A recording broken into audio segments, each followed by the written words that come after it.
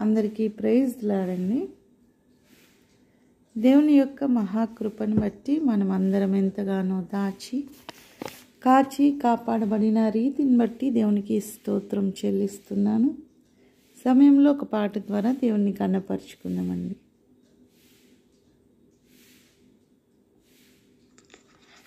యేసు స్వామి నీకు నేను నా సమస్త మిత్తును, నీ సన్నిధిలో వసింప ఆశతో ప్రేమింతును.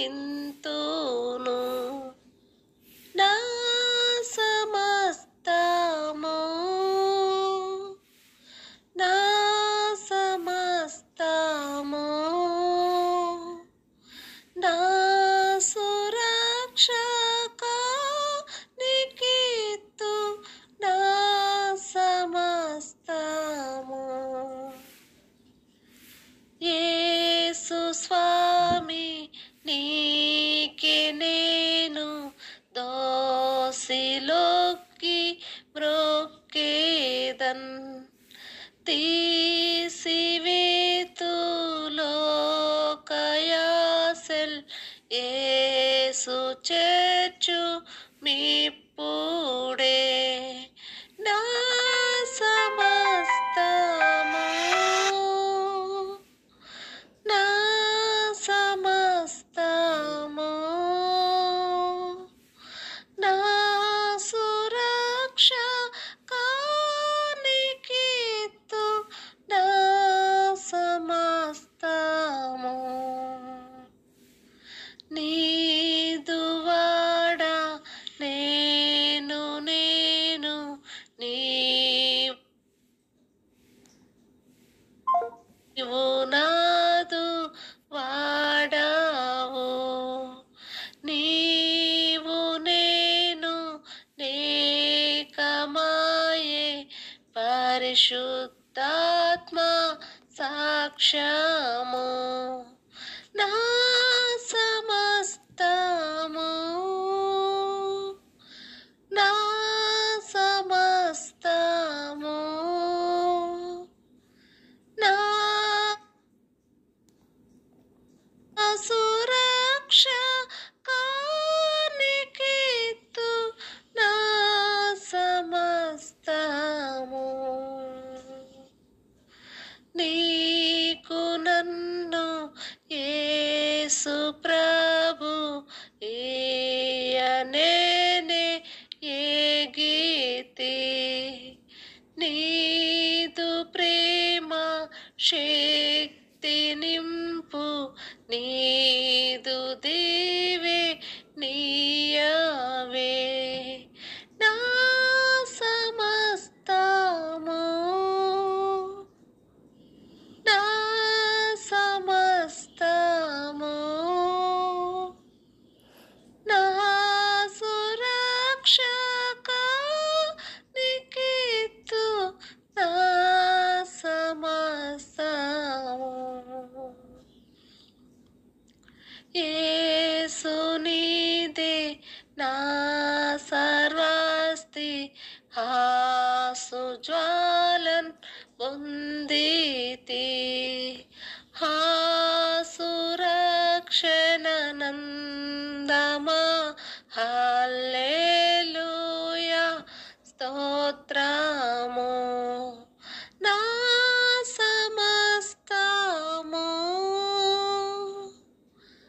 నా సమస్తము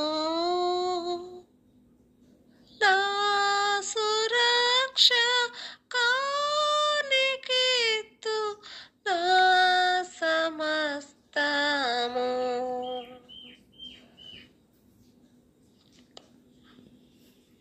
హల్లెలూయా. ఆమేన్. హల్లెలూయా. ప్రార్థనతో ఆరంభించుకుందామండి. మహోన్నతుడా, మహాకృప కనికరం కలిగిన దేవా, సర్వోన్నతుడా, సర్వశక్తిమంతుడా, జీవాధిపతి, సైన్యములకు అధిపతి యెహోవా, మమ్మల్ని అందరినీ సృష్టించిన సృష్టికర్త అయిన దేవా, మీకే స్తుతి స్తుతి స్తుతి స్తోత్రం నాయనా. నాయన ఆదివార సమయం, ఉదయకాల సమయం మాకు ఇచ్చి ఉన్నందుకు వందనాలు, స్తోత్రములు. మీ సన్నిధిలో నా ప్రభా ధ్యానించుటకు ఇచ్చిన అవకాశం బట్టి వందనాలు, స్తోత్రమయ్యా. కూడిన ప్రతి కుటుంబాన్ని ఆశీర్వదించండి.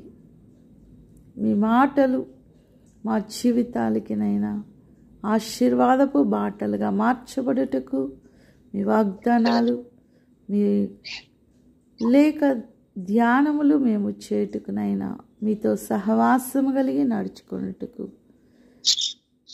మాతో మాట్లాడి మీ సన్నిధి మాకు దయచేసి కుటుంబాల చుట్టూ మీ కంచెతో భద్రపరిచి మమ్మల్ని లేవనెత్తి విడిపించి స్వస్థపరిచి బాగు చేసే దేవునిగా ప్రతి కుటుంబాన్ని జ్ఞాపకం చేసుకున్నామని, ప్రతి కుటుంబం పట్ల మీ గొప్ప కార్యాలు చూపించమని, ఆశ్చర్యకరుడు ఆలోచనకర్త అయిన దేవుడు నా దేవుడని ఎంతో అతిశయపడుతూ సాక్ష్యం చెప్పుకునే భాగ్యము దయచేయమని, సమస్తాన్ని మీ హస్తాలకి మీ అధికారానికి అప్పగించుకుంటూ యేసన్న శక్తిగల నామంలో అడిగి వేడుకొని పొంది ఉన్నాం తండ్రి. ఆమేన్ ఆమేన్. హల్లెలూయా.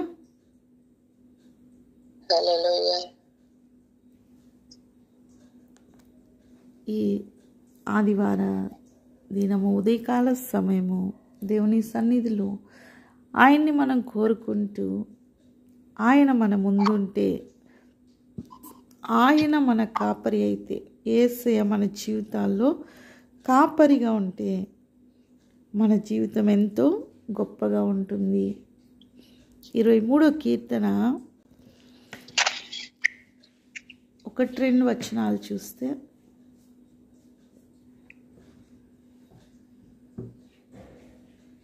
యెహోవా నా కాపరి, నాకు లేమి కలుగదు. పచ్చిక గల చోట్లను ఆయన నన్ను పరుండజేయుచున్నాడు. శాంతికరమైన జలముల యొద్ద నన్ను నడిపించుచున్నాడు. ఆమేన్. హల్లెలూయా. ఒక కాపరి మందను కాచేవాడు, మందను మేపేవాడు, నడిపించేవాడు, విడిపించేవాడు, ఆ గమ్యానికి చేర్చేవాడండి. అలాంటి ఒక కాపరి చేయగలిగిన పనులు ఒకవేళ మన కొరకు మన కాపరి మన యేసే అయితే, మన అవసరతలేమో ఆయనకు తెలుసు, మనం ఎలా నడవాలో ఆయనకు తెలుసు, మనమేంటో ఆయనకి బాగా తెలుసు. అంటే ఏ గొర్రెని ఎలా నడిపించాలో తెలిసిన దేవుడు మన కాపరి. మన బలహీనత ఏంటో, మన బలమేంటో, మనల్ని ఎలా సంరక్షించాలో, గాయపడిన గొర్రె పిల్లగా ఎలా మనకు గాయములు కట్టాలో ఆయనకు తెలిసి ఉంది. కాబట్టి ఆయనతో కూడా మనం నడుస్తున్నట్లయితే, ఆయన మన కాపరిగా ఉంటున్నప్పుడు, చూడండి యెషయా గ్రంథము 40 వచనం చూద్దామండి. యెషయా గ్రంథము 40:11.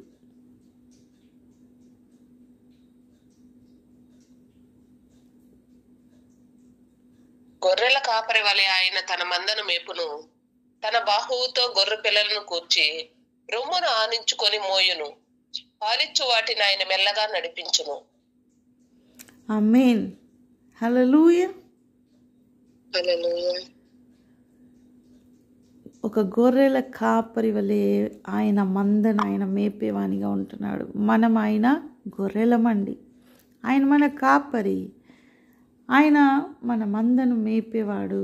మనకి ఏ ఆహారం కావాలో, మన ఆరోగ్యం ఏంటో, మన భద్రత ఏంటో, మన క్షేమం ఏంటో, మన అవసరతలు ఏమిటో అన్నీ ఆయనకి తెలిసే ఉన్నవి. కాబట్టి ఆయన పచ్చిక గల చోట్ల మనల్ని నడిపిస్తాడు, మనకు శాంతికరమైన జలముల చెంత ఆయన నడిపిస్తాడంటండి. కాబట్టి ఆయన మన కాపరి, మనము నిశ్చింతగా మనము ఉండవచ్చు. 3వ వచనం చూద్దామండి. 23వ కీర్తన 3.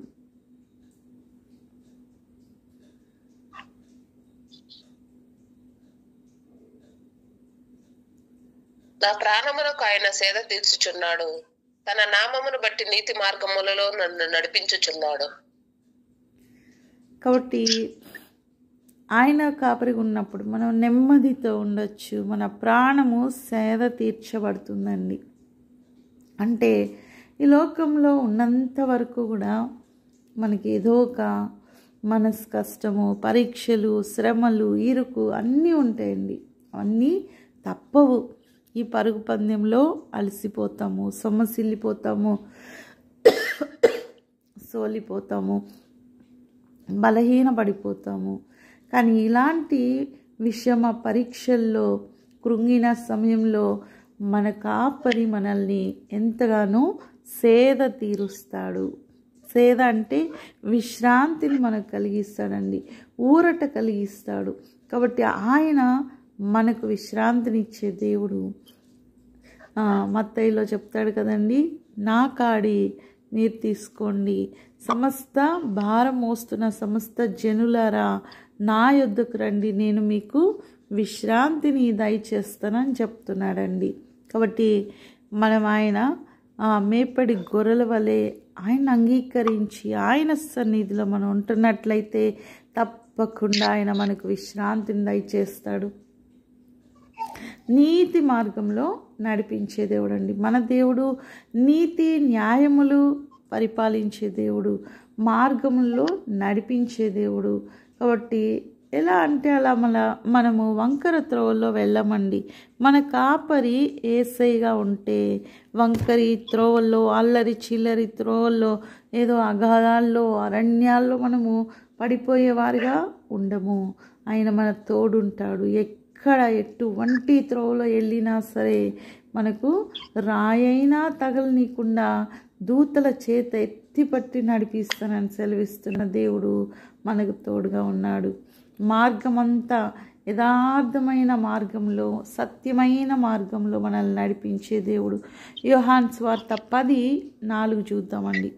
యోహాను సువార్త 10:4. మరియు అతడు తన సొంత గొర్రెలన్నిటినీ వెలుపలికి నడిపించినప్పుడల్లా వాటికి ముందుగా నడుచును. గొర్రెలు అతని స్వరం ఎరుగును గనుక అవి అతనిని వెంబడించును. ఆమేన్. హల్లెలూయా. హల్లెలూయా. ఆయన స్వరము మనము వింటున్నప్పుడు, ఆయన స్వరం ఎరిగిన గొర్రెలు ఆయన గొర్రెలుగా ఉంటే ఆయన స్వరము గుర్తుపెడతాయండి. ఆయన స్వరం ఇచ్చినప్పుడంట అవి వెంబడిస్తాయి. ఆయన ఎలా నడిస్తే అలా వెంబడించే గొర్రెలుగా మనం అందరం ఉండాలండి. కాపరి మంచివాడు, కాపరి గొప్పవాడు. కానీ అనుసరించే గొర్రెలుగా ఆయన స్వరం వింటూ మనం నడుస్తున్నామా, మన జీవితాన్ని సంపూర్ణంగా ఆయనకు అప్పగించుకున్నామా లేదా అనేది చాలా అవసరము. కాబట్టి ఆయన స్వరం వింటున్నప్పుడు ఆయన వెంబడించే వారిగా మనము ముందుకు వెళ్ళాలి. 23వ కీర్తన 4వ వచనము.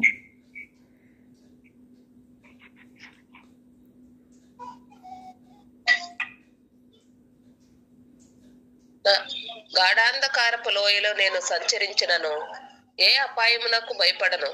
నీవు నాకు తోడయుందువు, నీ దుడ్డు కర్రయు నీ దండమును నన్ను ఆదరించును. కాబట్టి గాఢాంధకార లోయలో అయినా సరే, అంటే కొన్ని సందర్భాల్లో ఈ గొర్రెలు ఎంతో చీకటి అయిన ప్రాంతాల్లో వెళ్ళాల్సి వస్తుందండి. అంటే మన జీవితాల్లో ఎన్నో కృంగిన సమయాలు, ఎన్నో పరీక్షలు, ప్రయాసంతో కూడిన సందర్భాలు, ఎంతగానో కష్టపడుతున్న సందర్భాలు, అనారోగ్య సమస్యలతో ఉండే సందర్భాలు, మనశ్శాంతి లేని సందర్భాలు, నెమ్మది లేని సందర్భాలు, ఎన్నో భయపెట్టే సందర్భాలు ఉంటాయి. కానీ మన కాపరి మనకు తోడుగా ఉంటే, మన కాపరి మన ఆశ్రయం అయితే మనం భయపడే వారిగా ఉండమండి. ఆయన మన తోడు, ఆయనే మన బలము, ఆయనే మన కొండ, మన కోట, మన నమ్ముకోదగిన సహాయకుడండి. ఆపత్కాలంలో నమ్ముకోదగిన సహాయకుడు ఆయనే. అంతేకాదు గాఢాంధకార చీకటిలో గొప్ప వెలుగు ఆయనే. ఆ ఆశ్చర్యకరమైన వెలుగుతో మనందరినీ ఆయన రక్షించాడండి. కాబట్టి ఈ లోకంలో ఉన్న గాఢాంధకారం మనల్ని ఏం చేయలేదు. ఎందుకంటే మన యొక్క జీవితాల్లో మన యేసయ్య ద్వారా గొప్ప వెలుగు మనం పొందుకొని ఉన్నాం. ఇది వివరించలేని వెలుగు, ఆశ్చర్యమైనటువంటి వెలుగండి. కాబట్టి ప్రకృతిలో ఉన్న ఏ యొక్క వైపరీత్యాలు మనల్ని భయపెట్టలేవు. మన చుట్టూ ఉన్న శోధనలు, వేదనలు, ఇరుకులు, ఇబ్బందులు ఎన్నున్నా సరే అవన్నీ కూడా మనల్ని ఏమీ చేయలేవు. ఎందుకంటే మన కాపరి ఎంతో గొప్పవాడు, ఆపత్కాలంలో నమ్ముకోదగిన సహాయకుడు, మనల్ని రక్షించేవాడు, సరైన మార్గంలో నడిపించేవాడు. 46వ కీర్తన 1 నుండి 3 వచనాలు చదువుకుందామండి. 46 కీర్తన. దేవుడు దుర్గమునై ఉన్నాడు, ఆపత్కాలంలో ఆయన నమ్మతగినది సహాయకుడు. కావున భూమి మార్పు నొందినను, నడి సముద్రములలో పర్వతములు మునిగినను, వాటి జలములు ఘోషించినను, నురుగు కట్టినను, ఆ పొంగునకు పర్వతములు కదిలినను మనము భయపడము. ఆమేన్. హల్లెలూయా. హల్లెలూయా. మన దేవుడే మనకు ఆశ్రయమైనప్పుడు, దుర్గమై ఉంటున్నప్పుడు, ఆపత్కాలంలో అయినా నమ్ముకోదగిన సహాయకుడండి. మన సహాయకుడు. భూమి మార్పు నొందిన, సముద్రాలు పర్వతాలు మునిగిపోతున్నా అంటే ప్రళయం వచ్చినా సరే, లేదా వాటి జలఘోషాలతో నురుక్కట్టి ఆ పొంగు పర్వతాలు కదిలిపోయినా సరే, అంటే పర్వతాలు కదిలిపోయేంత సునామీ వచ్చినా మనం భయపడకూడదంటండి. ఆమేన్. హల్లెలూయా. ఎందుకు అంటే సర్వ సృష్టిని సృష్టించిన సృష్టికర్త వాటిని శాసించుటకు, వాటిని తిరిగి నిలుపుటకు, స్థిరముగా మార్చుటకు ఆయనకి శక్తి ఉందని నమ్ముతున్నట్లయితే, నీ కాపరి ఆశ్చర్యకరుడని నీవు నమ్ముతున్నట్లయితే, నీ కాపరి సమాధానకర్త అని నీవు నమ్ముతున్నట్లయితే, నీ కాపరి అద్భుతాలు చేయ దేవుడని నీవు నమ్ముతున్నట్లయితే, నీవు భయపడవు, నీవు కదల్చబడవు. నీకు గొప్ప విశ్రాంతిని ఆయన దయచేయగలడు. 121వ కీర్తన 7వ వచనము.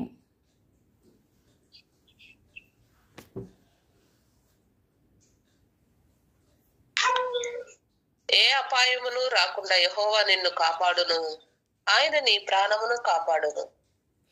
ఏ అపాయము రాకుండా ముందే కాపాడువాడు మన దేవుడు. ఆయన మన ప్రాణాన్ని ఎల్లప్పుడూ కాపాడే దేవుడు కనుక భయం మనకెందుకండి? అపాయం రాకముందే కాపాడే దేవుడు మన పక్షంలో మన కొరకు కాపరిగా ఉంటున్నప్పుడు మనం భయపడిన అవసరం లేదు. సమస్తం ఆయన ఎరిగి ఉన్నాడు. సమస్తానికి ఆయనే అధికారిగా, ఆది సంభూతునిగా, ఆయనే సమస్తము సృష్టించిన వానిగా, ఆయనకు లోపరచబడిన వానిగా ఉన్నాడండి. సమస్తము ఆయనకి లోపరచబడి ఉన్నది. ఆమేన్. హల్లెలూయా. చెప్దామండి. నేను నమ్మిన నా దేవునికి సమస్తము లోపరచబడి ఉన్నది. ఏ ఆటంకము, ఏ భయంకరమైన పరిస్థితి నన్ను, నా కుటుంబాన్ని, నా పిల్లల జీవితాలని మార్చలేవు. ఏ ఆటంకము, ఏ భయంకరమైన పరిస్థితి నన్ను, నా కుటుంబాన్ని, నా పిల్లలను, నా తరాలను మార్చలేవు. ఆమేన్. హల్లెలూయా. ఆమేన్. హల్లెలూయా. కాబట్టి దుడ్డు కర్రతో ఆయన సరిచేసి నడిపిస్తానని మాట్లాడుతున్నాడండి 23వ కీర్తన 4వ వచనంలో. అయితే ఆయన తోడుగా ఉన్నప్పుడు ఆయన దండము, ఆయన దుడ్డు కర్ర మనల్ని ఆదరిస్తుంది. అంటే శత్రువులు వచ్చి ఆ మంద పైన పడినప్పుడు, అంటే మన పైన శత్రువు దాడి చేసినప్పుడల్లా మన దేవుడు వాటిని తరిమి కొట్టేవానిగా, వాటిని దండించి వాటిని పారదోలేవానిగా మన కొరకు ఆయన ఉన్నాడండి. ఎందుకు అంటే మన కాపరి. ఆ కాపరి ఎవరైనా సరే, మనుషుల్లోనే కాపర్లు ఎలా ఉన్నారండి? ఆ మందను తీసుకుని వెళ్తున్నప్పుడు ఏదైనా ఒకటి వస్తుంది అంటే దాన్ని ఎలా అయినా సరే కొట్టి తరిమేసి తన మందను కాపాడుకుంటారు. అయితే మనుషులు కొన్నిసార్లు కాపాడలేకపోతారండి. ఎందుకంటే వారి కూడా ప్రమాదమే. ఆ వచ్చినది క్రూర మృగమైతే మనుషులు కాపాడలేకపోతుంటారు. దావీదైతే 2 క్రూర మృగాలు వచ్చినా సరే తన మందను కాపాడుకున్నాడండి. ఎలుగుబంటి వచ్చినా దాన్ని చీల్చి చంపేశాడంట, అంతే. సింహం వచ్చినా సరే దాన్ని చీల్చి చంపేశాడు. ఎట్లా?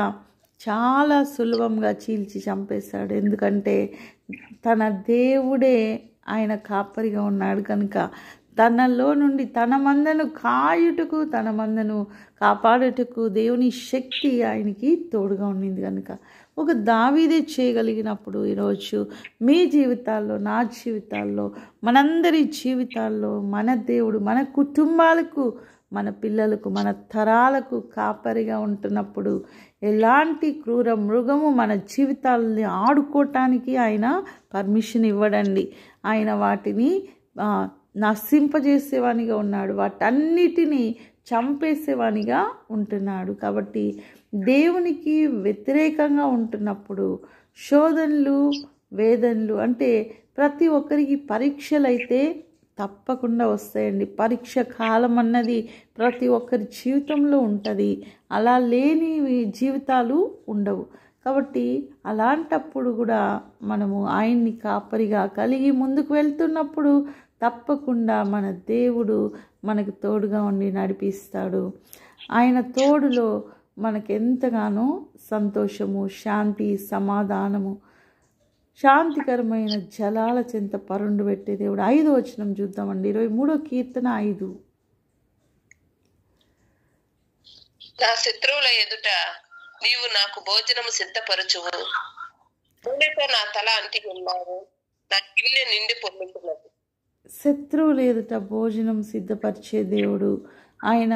మన శత్రువులు, ద్వేషించేవారు, పగబట్టిన వారు, ఈర్ష్యపడేవారు, అసూయ చెందేవారు, మంచిగా ఉంటూనే వెనుక నుండి గోతులు తీసేవారు, ఇలాంటి వారు ఈ సమాజంలో, ఈ లోకంలో అనేక మంది మన చుట్టూ ఉంటానే ఉంటారండి. అయినా సరే మన దేవుడు వాటన్నిటి నుండి మనల్ని తప్పిస్తాడు, రక్షిస్తాడు.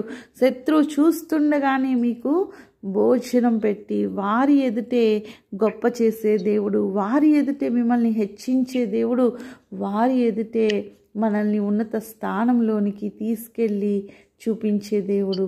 అయితే యోహాను సువార్త 15వ అధ్యాయము 18, 19 చూద్దామండి.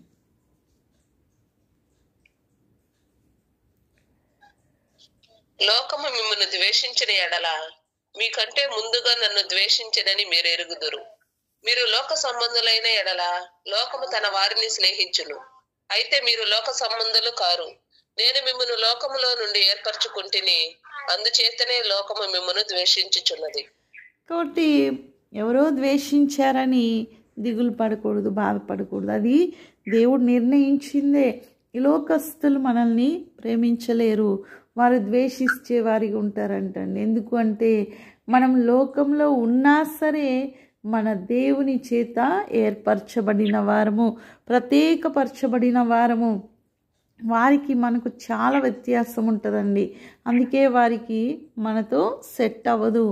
మన పద్ధతులు కానీ, మన యొక్క అలవాట్లు, మన ఆలోచన విధానం వారికి మనకు మ్యాచ్ అవ్వదండి. కాబట్టి వారు ద్వేషిస్తారు. కాబట్టి మనమైతే అవన్నిటిని బట్టి భయపడేవారిగా ఉండకూడదు. నూనెతో మన తలను అంటే దేవుడు మనకు ఆహారం ఇచ్చి, స్వస్థతనిచ్చి, మన జీవితాల్లో వెలుగునిచ్చి, అభిషేకాన్నిచ్చి, ఆశీర్వాదాన్ని ఇచ్చే దేవుడు మనల్ని సమృద్ధితోటి ఆయన నింపి, ఆయన నూనెతో నింపి మన తల అంటి పొంగి పొర్లేలా మన జీవితాలని మార్చుకుంటాడండి.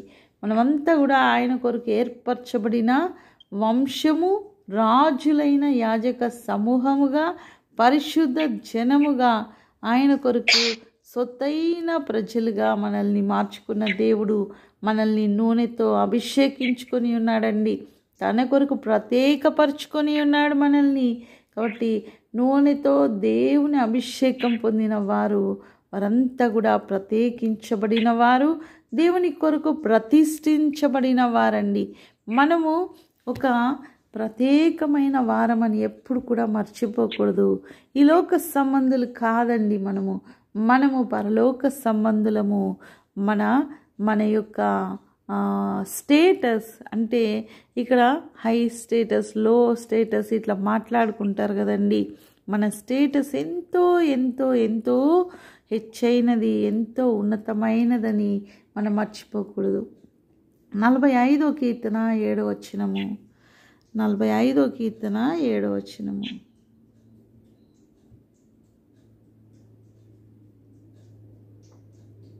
నీవు నీతిని ప్రేమించి భక్తిహీనతను ద్వేషించుచున్నావు. కావున దేవుడు నీ దేవుడే చెలికాండ్ర కంటే హెచ్చగునట్లుగా నిన్ను ఆనంద తైలముతో అభిషేకించి ఉన్నాడు. ఆమేన్. ఎప్పుడైతే నీతిని ప్రేమిస్తామో, దుర్నీతిని ద్వేషిస్తామో, భక్తిహీనతని ద్వేషిస్తామో, పాపాన్ని ద్వేషిస్తామో, ఈ లోకాన్ని, దాని ఆశల్ని లేదా లోకానుసారమైన జీవితాన్ని ద్వేషిస్తామో, మనమంతా కూడా దేవుని యొక్క ఆనంద తైలముతో అభిషేకించబడిన వారిగా మార్చబడతామండి. కాబట్టి మనము ఆయన అభిషేకంలో మునిగి తేలుతున్నటువంటి వారమని మర్చిపోకూడదు. 6వ వచనం అండి, చివరిగా 23వ కీర్తన 6వ వచనము. నేను బ్రతుకు దినములన్నీ కృపాక్షేమములే నా వెంట వచ్చును. చిరకాలము యెహోవా మందిరములో నేను నివాసము చేసేదను. ఆమేన్. హల్లెలూయా. కాబట్టి బ్రతుకు దినములంతా కూడా కృపాక్షేమములే మన వెంట వస్తాయంటే, అర్హత లేని వారిగా మనం ఉన్నప్పుడు ఆయన కృప ద్వారా అర్హులుగా మార్చుకున్నాడండి. ఆయన ఎంత గొప్ప కృప కలిగిన దేవుడు. మనము పాపులుగా పనికిరాని వారిగా ఉంటున్నాము, అయినా సరే ఆయన నీతి ద్వారా ఈరోజు పరిశుద్ధ జనమంట, ఆయన సొత్తైన ప్రజలుగా, ఆయన కుమారులుగా, ఆయన రాజ్య నివాసులుగా మార్చుకున్నాడంటే కేవలము మన దేవుని కృపని బట్టే. అది ఎప్పుడు కూడా మర్చిపోకూడదండి. ఆయన కృపే మనకు ఈరోజు ఈ స్థానం దయచేస్తుంది.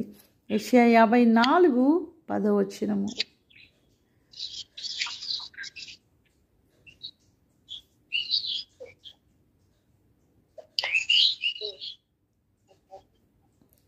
పర్వతములు తొలగిపోయినను, మెట్టలు తత్తరెళ్ళినను నా కృప నిన్ను విడిచిపోదు. సమాధాన విషయమైన నా నిబంధన తొలగిపోదు అని నీ యందు జాలిపడు యెహోవా సెలవిచ్చుచున్నాడు. ఆమేన్. హల్లెలూయా. హల్లెలూయా. పర్వతాలు తొలగిపోయినా, మెట్టలు తత్తరిల్లినా దేవుని కృప మనల్ని విడిచిపోదండి. రోజు మీ జీవితంలో, నా జీవితంలో ఒక్కసారి ఆయన్ని నమ్మిన వారి చుట్టూ ఆయన కృప ఎల్లప్పుడూ పని చేస్తుందని మనం గుర్తుంచుకోవాలి.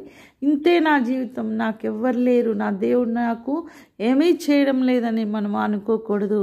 ఆయన ఎల్లప్పుడూ ఆయన పనిలో ఆయన ఉన్నాడండి. మన కొరకు ఆయన చేయాల్సిన పనులు ఆయన చేస్తూనే ఉన్నాడు. కానీ మన కంటికి కనపడము అది ఆలస్యం అవ్వచ్చు. ఎందుకు అంటే మనము ఈ లోకంలో పడిపోతూ ఉన్న వారము. అనేక సార్లు మనకు గొప్ప విశ్వాసం, అధిక విశ్వాసం లేక చూడలేని మన మనోనేత్రాలకు గంతలు కట్టబడ్డాయండి.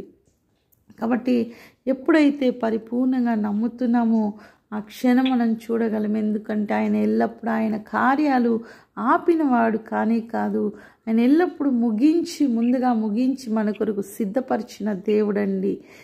అస్సలు మన దేవుడు ఈ లోకంలో మనమే తల్లిదండ్రులుగా లేదా మన తల్లిదండ్రులు మన కొరకు ఏం కావాలో ఆలోచించి దయచేస్తున్న స్థితిలో ఆలోచన కలిగి ఉంటున్నప్పుడు, ఆలోచనకర్త అయిన మన దేవుడు మన కాపరిగా ఉంటున్నప్పుడు మనకేం కావాలో ముందుగా సిద్ధపరచగలిగిన దేవుడని ఈరోజు మనం తెలుసుకోవాలి. ఎందుకు అంటే ఈ లోకంలో మనం ముందుగా రాక మునుపే మన అవసరతలన్నీ ముందుగా సిద్ధపరిచిన దేవుడు, భూమి ఆకాశాన్ని సృష్టించిన దేవుడు, ఈ యొక్క సమస్త మొక్కలనేమి, పక్షులనేమి, ఆ జంతువుల జాతులనేమి అన్నింటినీ ఎవరి కోసం, ఎందుకోసం సృష్టించాడని అనుకుంటున్నామండి. అవన్నీ కూడా మన జీవితాలకి అవసరం ఉన్నది కనుకనే ముందుగా మన అవసరతలకు కావలసిన సమస్తము సమృద్ధిగా ఆయన సృష్టించి పరిపూర్ణంగా వాటిని చేసిన తర్వాతే మనల్ని సృష్టించాడు మన దేవుడు. ఎందుకు అంటే మన అవసరతలు ఎరిగిన దేవుడు ముందుగా సిద్ధపరిచే దేవుడని మనము తెలుసుకోవాలండి. ఆమేన్, హల్లెలూయా. తప్పకుండా మన ప్రతి అవసరత ఆయన తీరుస్తాడు. మన కాపరే ఆయన అయినప్పుడు మనకు ఏ దిగులు ఉండదని మనము తెలుసుకోవాలి. కనుక ఈరోజు ఆయన మనల్ని ఎంతో గొప్పగా నడిపిస్తున్నాడని, మన అవసరతలన్నీ ఆయన తీర్చుటకు శక్తిమంతుడని మనం తెలుసుకుంటుండగా 2 కొరింథీ పత్రిక 12:9 అంటున్నాడండి, నా కృప నీకు చాలు అని పౌలు గారితో అంటున్నాడు. ఎందుకు అంటే ఆయన కృప ఎల్లప్పుడూ పరిపూర్ణము, ఆయన కృప ఎల్లప్పుడూ సమృద్ధి సంపూర్ణము, అంతకు మించినది ఏది కూడా లేదు. కనుక నా కృప నీకు చాలు అంటున్నాడండి. అయితే ఆయన నిత్యము చిరకాలము ఆయన మందిరంలో మనం నివాసం చేసేవారిగా కానీ మనం ఉంటున్నట్లయితే, ఇలాంటి ఆశ కలిగి మనం కానీ చూస్తున్నట్లయితే ఆయన సన్నిధి ఎంతో గొప్పది. ఆయన సన్నిధిలో సంపూర్ణ సంతోషం ఉన్నది. ఆయన సన్నిధిలో మనకు గొప్ప ఆనందము, ఎంతో సమాధానం ఉన్నది. ఆయన మన కాపరిగా ఉంటే మన జీవితము ఎంతో గొప్పగా ఉన్నది. కనుక ప్రార్థించుకుందామండి. మన దేవుడే, మన యేసయ్యే మన జీవితాలకు కాపరి, మన పిల్లలకు, మన పిల్లల తరాలకు కాపరిగా ఉండాలని ప్రార్థన చేసుకుందామండి. మహోన్నతుడ, మహాకృప కనికరం కలిగిన దేవా, మీరే మా కాపరి అయి ఉంటే నా తండ్రి, నా ప్రభువా, మా కొరకు సిలువలో రక్తం కార్చి మమ్మల్ని పరిశుద్ధులుగా మార్చుటకు, నీతిమంతులుగా మార్చుటకు మా కొరకు ప్రాణం పెట్టిన దేవా, మా ప్రభువా, మీకే స్తుతి స్తుతి స్తుతి స్తోత్రం చెల్లిస్తున్నానయ్యా. ఈ లోకంలో ఏ ఒక్కటి మమ్మల్ని ఇబ్బంది పెట్టలేదని, ఈ లోక పరిస్థితులు, ఈ లోక ఆశలు, లోకంలో ఉన్న డంబము ఏది మాకునైనా గొప్ప మేలు చేయలేదు. కానీ మీరు మా కాపరిగా ఉంటే సమస్తము మాకు మార్చుటకు శక్తిమంతుడవయ్యా. ఇదిగోనైనా పాడైపోయినటువంటి జీవితాలను తిరిగి కట్టుటకు, విరిగిపోయిన నలిగిపోయిన హృదయాల గాయాలని మాన్పుటకు నా తండ్రి, సమాధానకర్త అయిన దేవునిగా మా జీవితాల్లో పనిచేసే రీతిని బట్టి, పచ్చిక గల చోట్ల నడిపించే రీతిని బట్టి, శాంతికరమైన జలాల చెంత నడిపించే దేవా, ఇదిగోనైనా ఈ దినమున తండ్రి విన్న మాటలు ప్రతి ఒక్క వాగ్దానం వారి జీవితాల్లో నెరవేర్చమని, ఆలకించిన కుటుంబాలను ఆశీర్వదించి కనికరించి మీ కృపా కనికరంతో నింపమని ప్రార్థిస్తున్నాయ్యా. మీ కృప చాలా గొప్పది నాయన. మీ కృపని బట్టే మేము రక్షించబడుతున్నామయ్యా. మీ కృప లేనిదే మేము లేమని నమ్ముచున్నాం నా ప్రభువా. మీకే స్తుతి స్తుతి స్తుతి స్తోత్రం చెల్లిస్తున్నాము. సమస్తాన్ని మీ హస్తాలకు అప్పగిస్తూ చదవబడిన వాక్యము ఇదిగో నా తండ్రి, ఆలకించిన ప్రతి బిడ్డ జీవితంలో పరిపూర్ణంగా నెరవేర్చమని, మాకు, మా కుటుంబాలకు, మా పిల్లలకు, మా యొక్క పిల్లల తరాలకు నా తండ్రి ఇది ఎంతగానోనైనా ఆశీర్వాదకరముగా మార్చబడుటకు మీ సహాయము, మీ కనికరం, మీ కృప చూపించి నడిపించమని యేసన్న శక్తిగల నామములో అడిగి వేడుకొని పొందినాం తండ్రి. ఆమేన్, ఆమేన్, ఆమేన్. హల్లెలూయా, హల్లెలూయా. అందరికి కూడా ప్రైజ్ లాడండి. వందనాలండి. వందనాలమ్మా. ప్రైజ్ లాడ్ అందరికి. ప్రైజ్ లాడ్ అక్క, praise Lord Pavani, praise Lord. Praise Lord. మనం